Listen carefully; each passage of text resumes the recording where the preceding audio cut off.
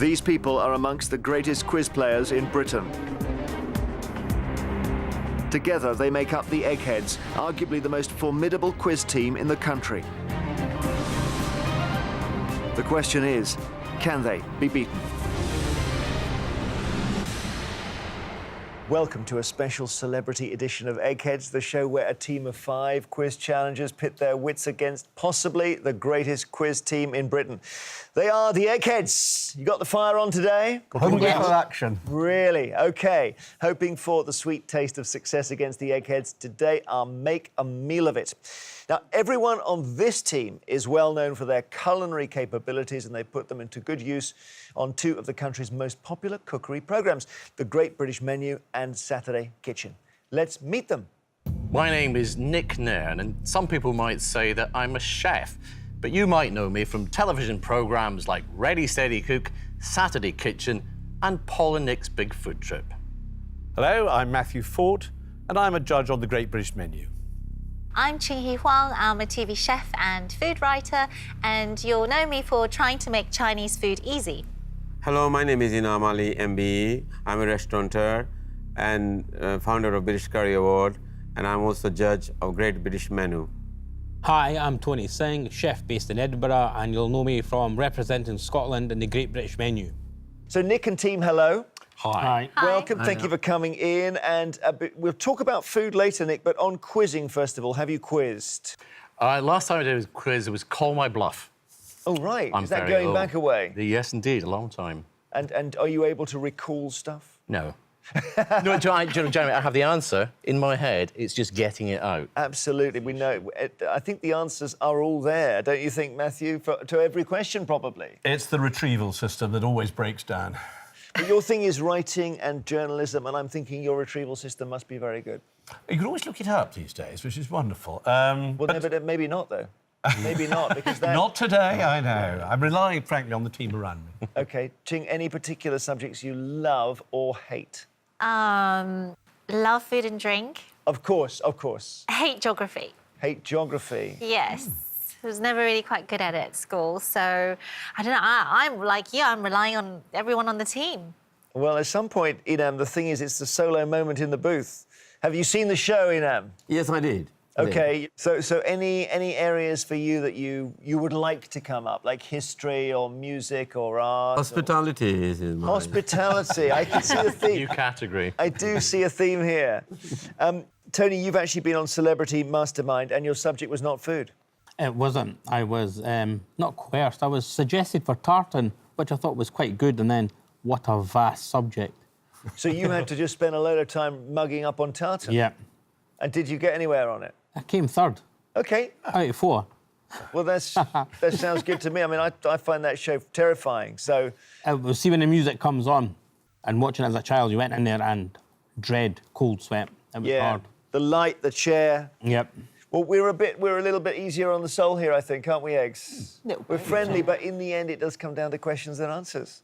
So I wish you all the best. Good luck, challengers. Every day there is £1,000 worth of cash up for grabs for our celebrities' chosen charity. However, if they fail to defeat the Eggheads, that prize money rolls over to our next show.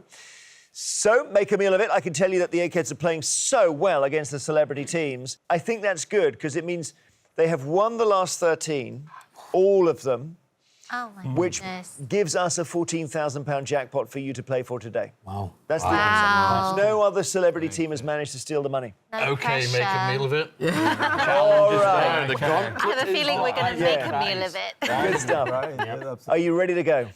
First course. OK, the first course, the first head-to-head battle is on the subject of geography. Does that mean it's not you, Ching? Is that No, right? definitely not me. Geography. Geography. Who would Failed a like bit, this? Nick, no? All right. Nick, maybe it's you. 7 years in the Navy. Yeah. Yeah. Yes. Come on. Oh, Go my on. goodness. Right, OK. It's the captain's call. Yes. OK, the Yes, captain Captain. goes in. Nick is going in. Choose an egghead. You can have Beth, Chris, Pat, Barry or Steve. Do you know, it's any thoughts on which Egghead is adrift when it comes to geography? I feel there's a formidable array of armour. Yeah. They're all pretty They all clued look in. pretty solid. They know the Well north from the travelled as south, well. the east from the west. Okay, go on. Beth, Right. Oh dear, that wasn't a good look. Nick from Make a Meal of It to play Beth from the Eggheads. To ensure there's no conferring, would you please both take your positions in our famous question room? Nick, well known for years on Ready, Steady, Cook, but also on an early edition of the Great British Menu. Yeah, I did the first series, and what happened in the first series? I can't remember. Matthew will know. Oh yes, I won it. Yeah, I won the main course. That's right. Yeah. And cooked it. What was the main course? Do you remember for the Queen's 80th? It was a banqueting house, an amazing experience, and it was loin of raw venison with a little crispy potato pancake, roast root vegetables, game gravy, and creamed cabbage. Oh, I can taste it now you say that. Oh, where mouths are watering. And of course, when it's on that scale, all equations are different, aren't they? You're not cooking a meal for 2 people in a restaurant. It is a big number of people. No, it was for 380, I think. Nick, you're playing geography now against Beth, and would you like to go first or second?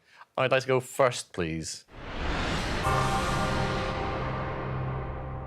Here we go. Which of these countries is the largest by area? Is it China, Italy, or New Zealand? OK, now, I have been warned not to go to snap decisions, so Italy, relatively small landmass, very long, but I think it's relatively small. New Zealand, islands, again, long and thin. I would say it has to be China. Yes, you're right. China is correct. Yes. OK, Beth, your question. Barnsley is a town in which part of the UK? Hampshire, Devon, or South Yorkshire? Barnsley is in South Yorkshire. South Yorkshire is correct. Back to you, Nick. What is the largest city in the US state of New Mexico? Is it Albuquerque, Dallas, or Tucson? OK, well, it can't be Dallas, because that's in Texas. Tucson's in Arizona, so it would have to be, and I know that from the song, Tucson, Arizona. I would say it has to be Albuquerque. What is the song Get Back by the Beatles? Is that what it was? So Jojo left his home in That's Tucson, Arizona. Tucson, Arizona, yeah. And the answer is indeed Albuquerque. Beth, your question. Ecuador shares land borders with Colombia and which other country? Beth, Mexico, Peru, or Belize? Ecuador. Ecuador. It's obviously on the equator.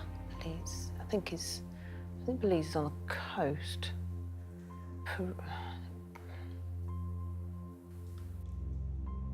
Trying to place it in my virtual map of South America.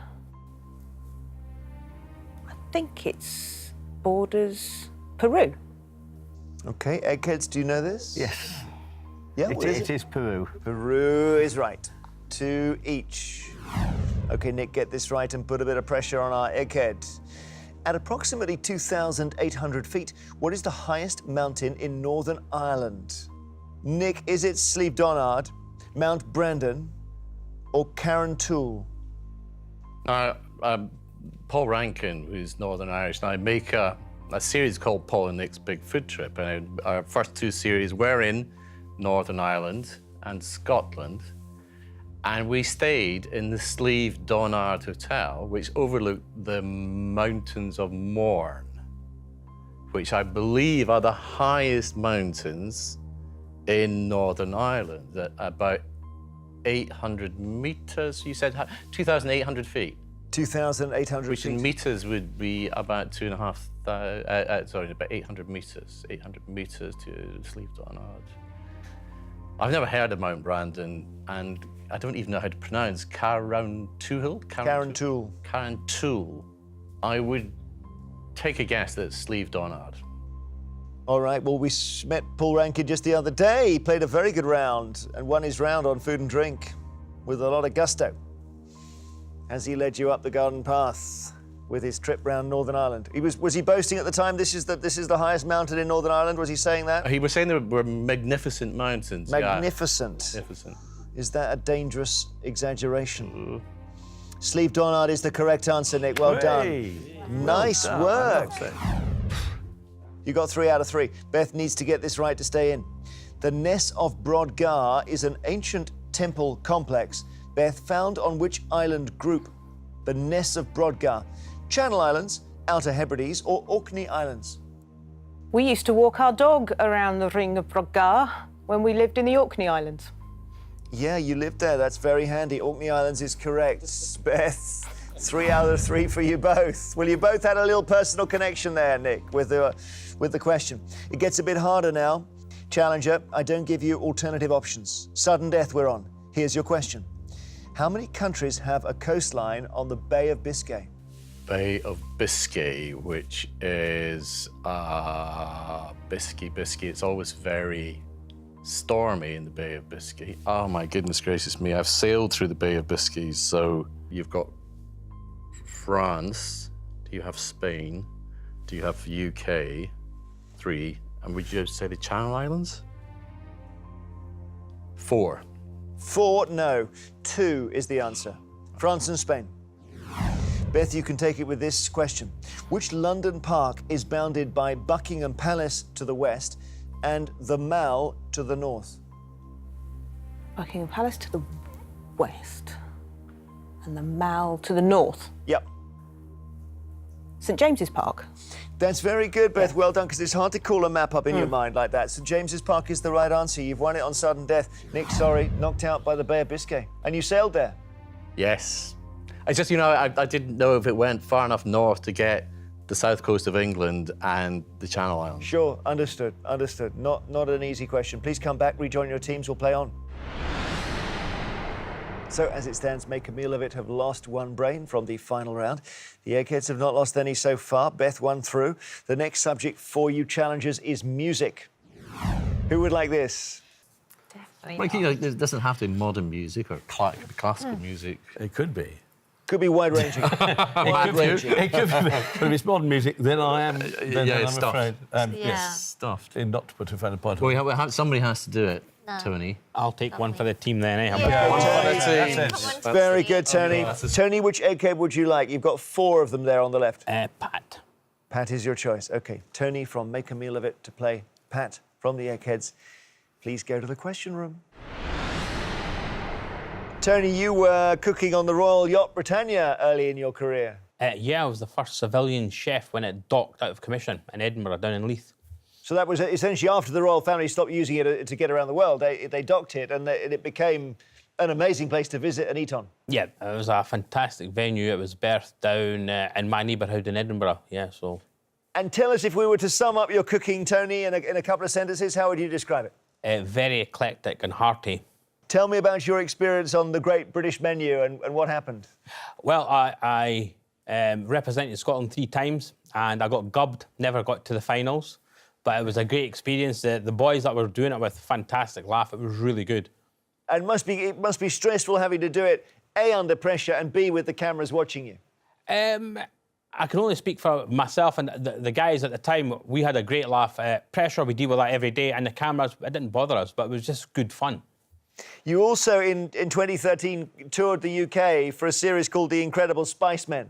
Yes, with my friend and partner, Cyrus Toddiewala. We went around Scotland, Wales, England. It was fabulous. We were revamping traditional dishes that people use with just an addition of spice, because when people talk about spice, they're always thinking about heat and chili, which is a spice, but it doesn't need to be used instead of other spices. Like vanilla's a spice, people forget that. You know what I mean? Yeah, no, actually I do. I think I've fallen into that error, thinking spicy means hot, but you're right, it doesn't. No, it's aromatic and flavoursome. It's the easiest way to add drama and colour to dishes. So we're on music now, Tony. I know it might not have been your first choice, but would you like to go first or second? I'll go first. OK, let's see if we can get a challenger through to the final round. Here we go, music against Pat. Jimi Hendrix was best known for his skill on which musical instrument, Tony? Was it drums, guitar or piano? This one I know because I was lucky enough to hold his guitar down at the Hard Rock Cafe. He wasn't presumably trying to get it off you at the time? No, that would have been a bit scary, but no, I got a chance. It was his, I think it was the most expensive guitar sold in auction, and the Hard Rock had it, and I got a chance to hold it. It was amazing. Brilliant, brilliant. Guitar is the right answer. Well done. OK, Pat, your question. I see trees of green, red roses too are the opening lyrics to which famous song? What a Wonderful World, Stand By Me, or My Funny Valentine? Well, playing those lyrics in my head, it quickly becomes Louis Armstrong singing them. Let me just double check I'm not jumping in. Yes, it's What a Wonderful World.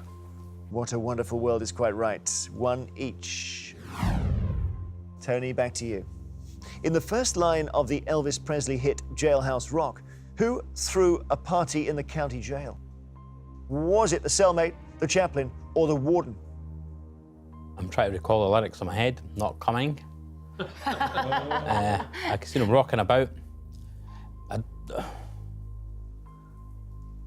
The person that would have control of it, I would say, would be the warden. Yeah. Warden threw a party in the county jail. That's the first line. The warden is right. That was not my Elvis impression. Okay, that was not it. That was not it. Just to say. Vocals. Just a heads up. Warden is right. One of the very first songs I heard, but I was born in '65. I still don't quite understand how that happened. Okay, Pat. Pon de Replay is the title of the 2005 debut solo single by which pop star? Lady Gaga, Rihanna, or Beyoncé? I don't think it's Lady Gaga. I think it's much more Rihanna than Beyonce. I think I'll go for Rihanna. Rihanna's correct. Tony, back to you. Wilder Mind was a UK #1 album for which band in 2015? Tony, was it Mumford & Sons, Coldplay, or Bastille? Wilder Mind. Wilder Mind. Wilder Mind. W-I-L-D-E-R. Wilder Mind. 2 words. UK #1 album for which band in 2015? 2015. I don't think it's Bastille, but then Mumford & Sons is that kind of thing they'd have for their... I'm going to go Coldplay, because I don't think it'd be a title Mumford & Sons would use, but it sounds wrong, is it? No. It's wrong. It's, sorry, it's Mumford & Sons. Mumford & Sons. Okay, Pat, for the round. What name is given to Tchaikovsky's Symphony No. 6? Resurrection, Pathétique, or Eroica? It's rather wonderful, if very sad. It's Pathétique. No doubt at all in your mind, is there? No, I'm confident of that. You are confident. Pathétique is the right answer. So after 3 questions, sorry, Tony, you've been knocked out here. It's gone to our Eggheads, and they've won 2 now. Please return and rejoin your teams, and we'll play round 3. As it stands, Make a Meal of It have lost 2 brains now from the final round. So that was that the starter in the first course went on the floor. But you've got to turn it around now, challengers. Right. And take an egghead out. This is the moment. The next subject is food and drink. Is that good? Yeah. I think you should say so. Who wants this? That's the difficulty. Matthew, yes. Matthew. You're our strongest for that. Matthew, Yes. it's your life. Well, it's all of your lives. And against which egghead? It can be Steve or Barry or Chris. Oh. I look deep into their eyes. Rather you than me. Makes no Nothing difference. away. Barry. Good. OK, Barry will enjoy this. Matthew from Make a Meal of It to play Barry from the Eggheads. A run out on food and drink, Barry? I love this. Yeah. Against them, though, Why not? to ensure there's no conferring, please take your positions. So, Matthew, I know you're used to being a judge. Yes, I've done a bit of judging in my time. It's rather awkward being on the other side of the table, is it? Yeah. Judge on the Great British Menu since Series 1, so you've seen a lot of dishes. I have laid down my liver and lights for the country. And you've also, of course, been a food writer, and you've written for the Guardian from the late 80s up until the mid-2000s. So you've written about an awful lot of restaurants. A lot of restaurants, a lot of food. As I say, I have eaten for England, and I'm afraid it shows around my middle. I was reading one of your reviews the other day, and you were actually out for your birthday with your daughter. And I was thinking, how do you get the detail of the dish without taking out a notepad and writing it down? Because once you do that, they know you're a writer. After I've eaten a meal, then I take away the menu with me, and then immediately I finish, I write down my notes on the menu.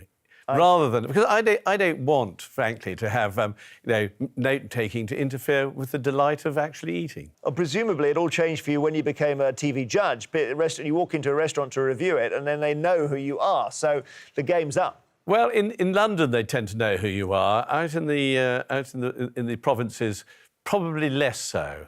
But but I always put myself in the position of anybody walking in off the street and sitting down and eating the food that's choosing and eating the food that's put in front of them. And I think that's really all a critic can do. Now, it's very brave of you to go in on food and drink with your stellar company in the Challengers team. So well done on that. And you can choose, Matthew, now whether you go first or second against our Barry. I think I'll go second for a change. OK, Barry, your question. What are bear claws thought to have originated in the USA in the 1920s? Pastries, sausages, or fish pies? Goodness. The first question, and already I'm struggling. Bear claws. Can't imagine there would be fish pies. I think they have to be pastries. What, because they're shaped a certain way? Yes, I would hope so. Pastries is the right answer. Would you have known that, Matthew? I would have made the same informed guess. Here's your question. The blend of spices known as garam masala is mostly used in dishes from which continent? Africa, Asia, or South America? Well, there is, in fact, a tradition of using them in Southern Africa, coming from, because they've taken on many influences from elsewhere. I think probably not South America. So primarily Asia. Let's check with Tony as if we need to. Tony, is he right? Yes, he is. Yeah. OK. Asia is correct, of course. Well done. Barry, feijoada completa, a dish of black beans cooked with fresh and smoked meats and accompanied by traditional side dishes, is considered to be the national dish of which country? Brazil, Egypt, or Spain? Well, fortunately, I was in Rio de Janeiro last year, and as ever on my travels, I always look on the menus, and feijoada was very prominently displayed on most Brazilian menus, so I'm pretty certain it's the national dish of Brazil. We know Barry as Barry. He's been to every answer. That's the nickname for our egghead here. Brazil is right, Barry. Well done. Always good to have seen it. Prime sauce, seen it in the country itself. So to catch up, Matthew, your question. Which cocktail said to be created in Puerto Rico became its official national drink in 1978? Mai Tai, mojito, or pina colada? Oh, goodness gracious me. Goodness knows I've drunk enough of all three of them, but I've never actually inquired into their origins. I think on instinct, more than anything else, and fuzzy memory, I'm going to say pina colada. Barry, what do you think? I'd be more inclined to go for mojito. Let's check with your teammates. Teammates? Pina colada. They all like pina colada, and it's right, Matthew. Well done. Oh, what a relief. OK, Barry. 2-2. Your question. The area around the Indian town of Mangan in North Sikkim is particularly famous for the production of which spice? Saffron, cardamom, or paprika? Now, there are cardamom hills in two countries. I think there's cardamom hills in Southeast Asia, but not in Sikkim. And saffron is a very Indian, well, saffron and cardamom are both Indian spices. Well, Sikkim is the foothills of the Himalayas, and I'm just wondering if that is too high to grow saffron. So on that basis, I shall discount saffron and go for cardamom. Cardamom is correct. Ooh. He's quizzing well, old Barry here, that's for sure, but then so are you, Matthew. You need this to stay in. The bakery products called Fat Rascals are traditionally associated with which historic English county? Yorkshire, Cornwall, or Essex? Fat Rascals, what a wonderful name. I don't think any other country in the world would have a Fat Rascal, would they? Might have a bear claw, but not a Fat Rascal. I know it's not Essex, and I am pretty certain it's not Cornwall. So I say Yorkshire. Indeed, I think I seem to remember I've eaten a fat rascal in Yorkshire. So Yorkshire is the answer. You've eaten a fat rascal in Yorkshire. That's handy. I know. Yorkshire is the right answer.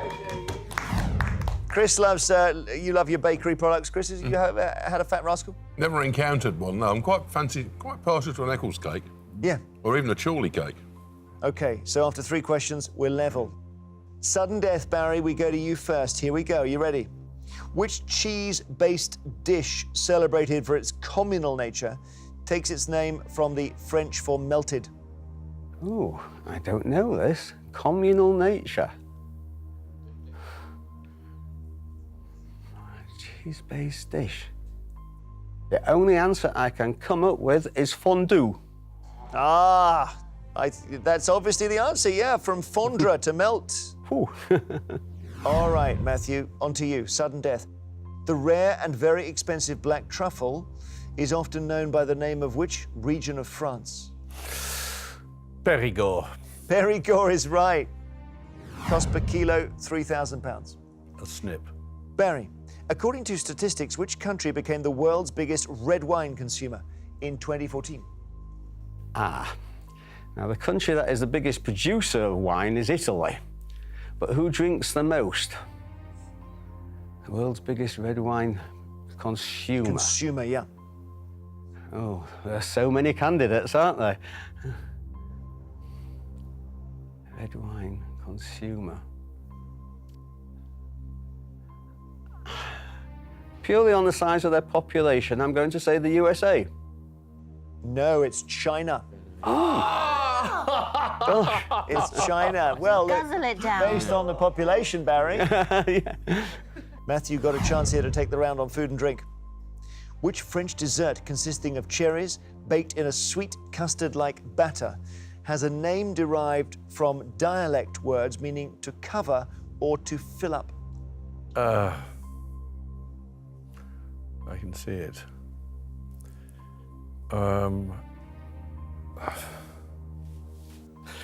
As I said, it's the retrieval is the problem here.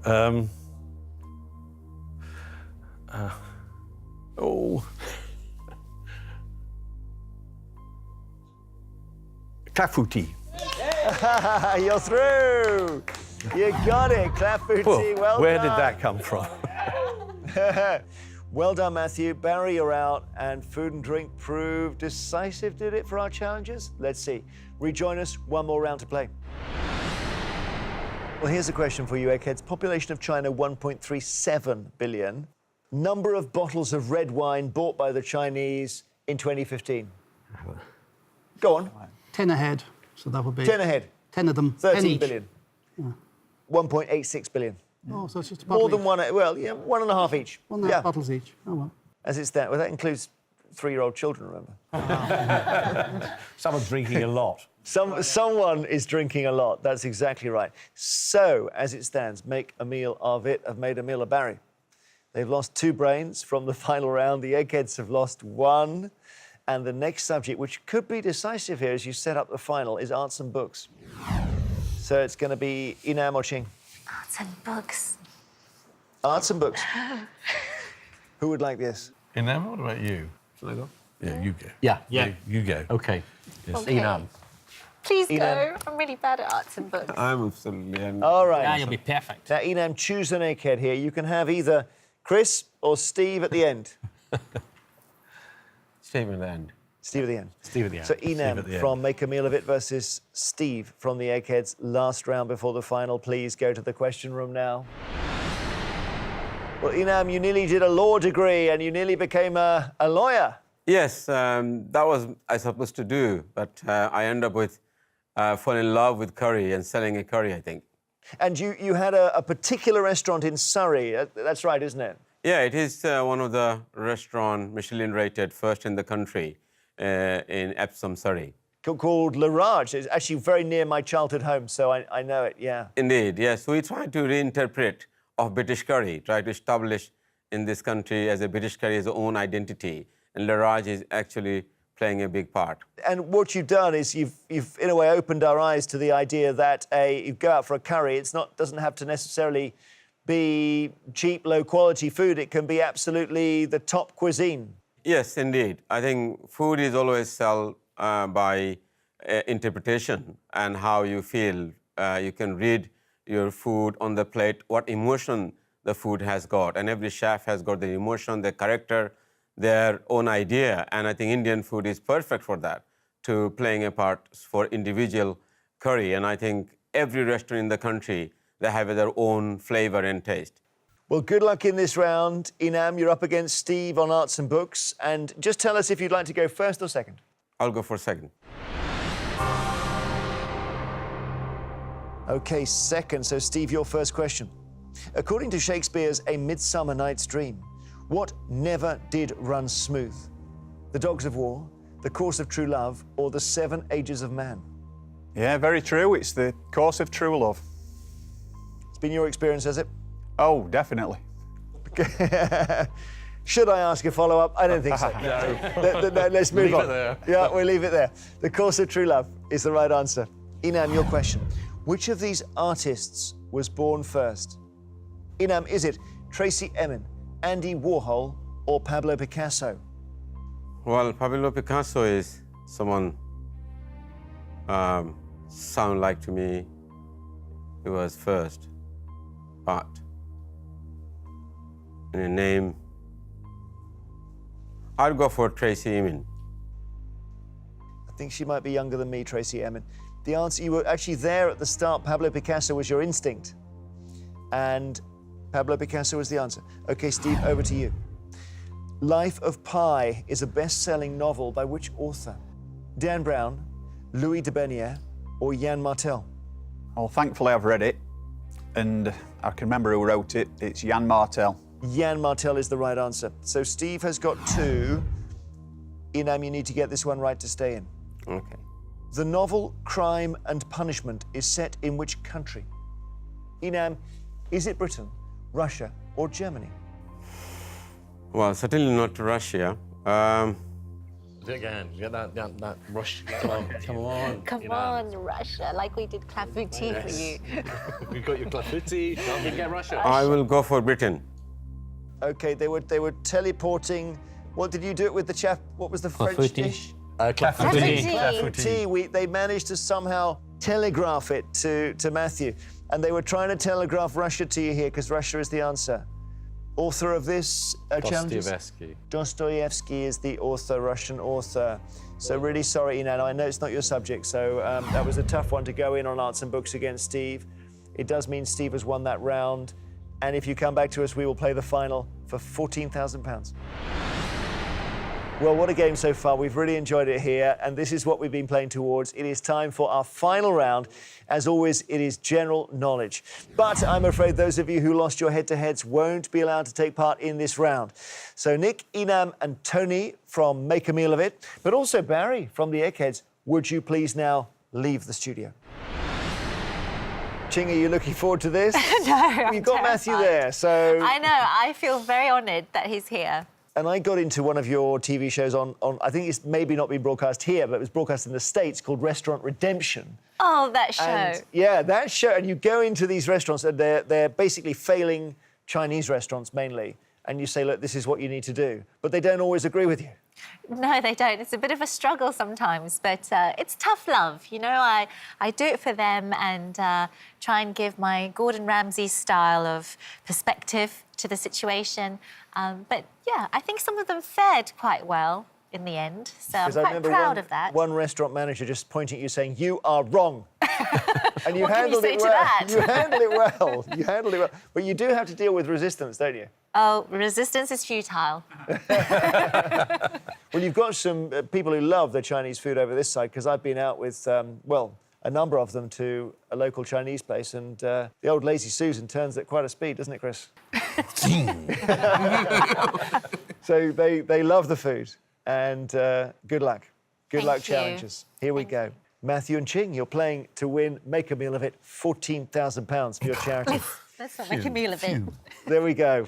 It's quite a big jackpot, because all the other celebs lost, so that's good, in a way. Steve, Pat, Chris, Beth, you're playing for something that money can't buy, which is the Eggheads' precious reputation. As usual, I will ask each team 3 questions in turn. This time they're all general knowledge. You can confirm. So talk about it before you answer. Matthew and Ching, the question is, can your 2 brains, with all of your brilliant knowledge, defeat these 4 super brains over here? Good luck, celebrities. Come on, you can do it. Take it 1 question at a time. It's been done many times from this position. Would you like to go first or second? We will go first, please. OK, Ching, Matthew, good luck. General knowledge. And here's your first question. What type of creature was Jumbo, the famous animal who joined London Zoo in 1865? Is it gorilla, elephant, or lion? It's gotta be elephant. Jumbo the elephant. You're not sure you're not thinking of Dumbo the elephant? Oh. But Jumbo was an elephant's name. So, I mean, you say. Actually, could you please repeat the question again? I'll stress the name. What type of creature was Jumbo, the famous animal who joined London Zoo in 1865? I'd like you to be a lion, I think. Actually, you're probably right. No, wait, lion? The options, lion... Well, it's lion, elephant, or gorilla. Gorilla. I don't think it's... I think Well, gorilla. What do you think? I would gorilla. I would say elephant myself. Because, Elephant? but I may be wrong. Maybe we should go with our instinct first. You answer. But you're right, I was thinking of Dumbo. The elephant. You say Dumbo. Is it? Okay, elephant. Should we go elephant? Let's go. So, Let's go okay. elephant. What have we got to lose? First point. Elephant. Elephant is your answer. I'm glad it is elephant, yeah. There was confusion with Dumbo. But Yes. is there any connection between Jumbo and Dumbo? I think it might have been a pun on Jumbo because Jumbo was a famous elephant. So, but the people who created Dumbo, the Disney character, would have known about Jumbo. Oh, yeah, definitely. There we are. I think Jumbo was a sort of generic name for elephants at one point. you know, Yeah. Jumbo. And so so it would be a sort of invention of Hollywood to call it Dumbo. There's a major outcry when London Zoo sold him to Phineas T. Barnum. Took him to the States. Right. Jumbo was an elephant. Well done. Good decision making there by Ching and Matthew. Good conferencing. OK, Eggheads. Which of these is a famous line from the film Apocalypse Now? You talking to me? I love the smell of napalm in the morning. Or say hello to my little friend. Robert Duvall. Smell of napalm in the morning. Yeah. Cue the Wagner. I love the smell of napalm in the morning. That's right. Robert Duvall said, I love the smell of napalm in the morning. You talking to me was Robert De Niro in Taxi Driver. Yeah. What was the other one? Al Pacino in Scarface. Al Pacino in Scarface. They do know their stuff, don't they? Yeah. Yes, clearly. All right, general knowledge. Final round. Playing for £14,000. Challenges. What is the title of the first full-length novel to feature Miss Marple? Murder at the Vicarage, The Mysterious Affair at Styles, or The Sign of 4? Marple. I know it's not the sign of 4. My... Murder at the Vicarage? No, I think it's the Mysterious Affair at Styles. Okay. But I might be wrong. Would you blame me if I am? You say it. No, I feel that it's the Mysterious Affair at Styles. I mean, I have no idea, so I think that would be a solid guess. Spit it out. Spit it out. We're going to go for the Mysterious Affair at Styles. The Mysterious Affair at Styles. Actually, I read this the last summer holiday I was on because my daughter, who's 12, has got really into Agatha Christie. So, who wrote 2 of the 3 here. And there is no sign of Miss Marple in that. Oh, dear. Oh, It's a no. very So early sorry. novel, and I wonder if it might have even been her first, actually. Was Mysterious Affair at Styles her think it first? was. Well have been. It's first Poirot. First Yeah, Poirot. first Poirot. First Yeah. Poirot. Poirot was in it. Oh, no. The Sign of 4, Matthew's right, it was Sherlock Holmes, The Sign of 4. Murder at the Vicarage was the answer. Oh. Oof. Oh, dear. Terrible title. I know. Eggheads, what name is often given to an eel that is split and grilled or fried? Syllabub, spitchcock, or stargazy? Spitchcock. Yeah. Stargazing. Yeah, stargazy pie is a Cornish thing, but syllabub's a dessert, so it's a spitchcock. Yeah, that was your question so much, wasn't it? Spitchcock is the answer. Yeah. Spitchcock, well done. Well done, Chris. Now, you've got to get this one right, challengers, to keep it alive. Otherwise, the Eggheads have won. Which comic book character was in real life appointed as a UN honorary ambassador in 2016, but was removed from the role only 2 months later? Aquaman, Wonder Woman, or Batman?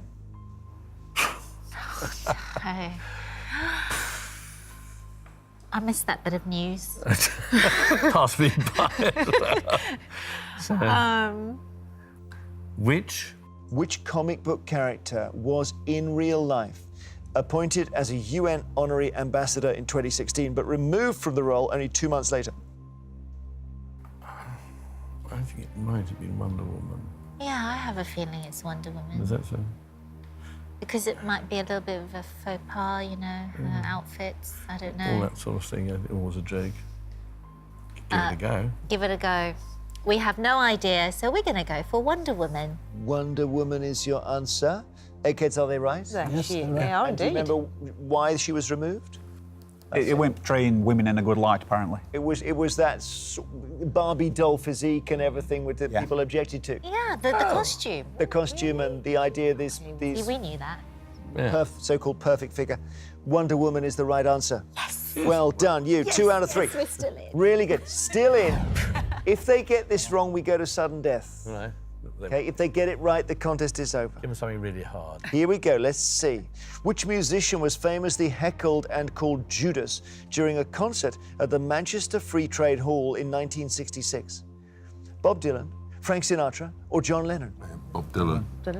All day long. Because he abandoned acoustic guitar. Because they're supposed to track bloke down that shouted Judas, didn't they? And he shouted back, I don't believe you. Yeah. Yeah. That was Bob Dylan, Jeremy. Do you think they're right? It was. It was. Bob Dylan is the right answer, so we do say congratulations, Eggheads, you have won.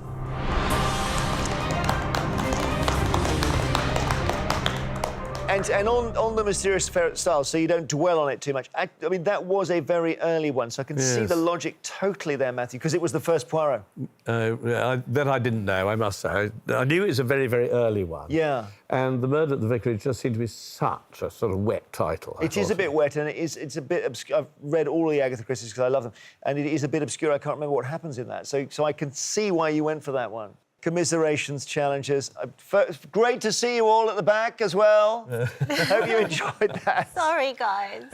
That's what they do, day in, day out. We've got to get, someone's got to come in here and stop you, wretched Eggheads. One of these days. One of these days it will happen. A celeb team will take them down, I'm sure of it. The Eggheads have done what comes naturally, though, today, and this amazing winning streak continues. I'm afraid you haven't won the £14,000, so we roll the money over to our next celebrity show. Eggheads, well done, looking formidable. Maybe these celebs get you to raise your game, you start showing off a bit. Is that what's happening? Join us next time to see if a new team of challengers have the brains to finally defeat them. There'll be £15,000 on the table. Until then, goodbye.